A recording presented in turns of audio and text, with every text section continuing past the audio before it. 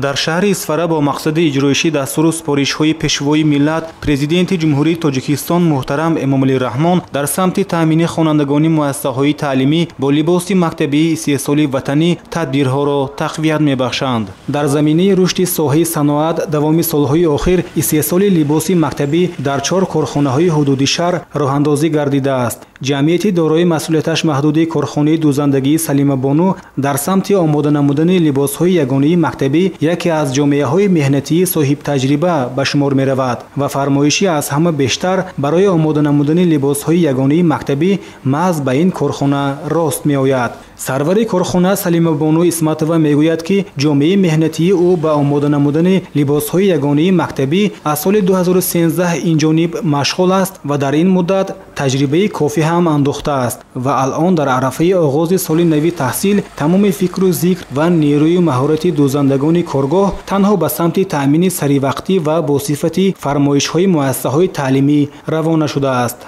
در شهر اسفره 4 کارگاه کارخانه‌های دوخت لباس‌های مکتبی عمل می‌نمایند که با پررگی آنها اقتدارهایشان برای دوخت لباس مکتبی برای شهر اسفره رسانده میباشد و آنها میتوانند حتی به دیگر ناحیه‌های جمهوری عزیزمان برای دوخت لباس‌های مکتبی یاردام رسانند.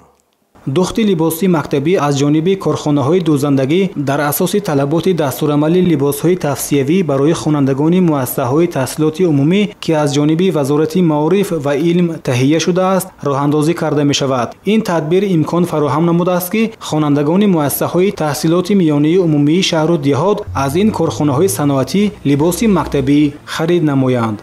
در کارگاه دوزندگی رشته مهر نیز جهت تأمین طالب علمان مؤسسه‌های تعلیمی با لباس باصفت و نسبتاً ارزان یگانه مکتبی تدبیرهای مشخص راه اندازی می‌شوند. در کارخانه اساساً لباس‌های ملی دوخته شده برای اجرای لباس‌های توصیوی مکتبی با 11 مؤسسه نزدیکترین شرطنامه بسته شده است. امسال به نقشه 7104 عدد لباس گرفته شده، 90% لباس‌ها دوخته شدند و انتظار خوانندگان میباشند. فرصت‌هایی که ما در این کارگاه قرار داشتیم واقعاً هم کاری دوزندگان در جوش بود و چندی از پدر و مادران الکی برای گرفتن لباس‌های مکتبی تشریف آورده برای فرزندان اندازه‌های موافق را انتخاب می‌نمودند. در این کارخانه من در طول 3 سال خریداری میکنم. لباس‌های این کارخانه به نرخ دسترس و با چنان مدنیتی بلند دوخته شدند که هر خیل مدهایی که خواهد در این کارخانه دسترس است.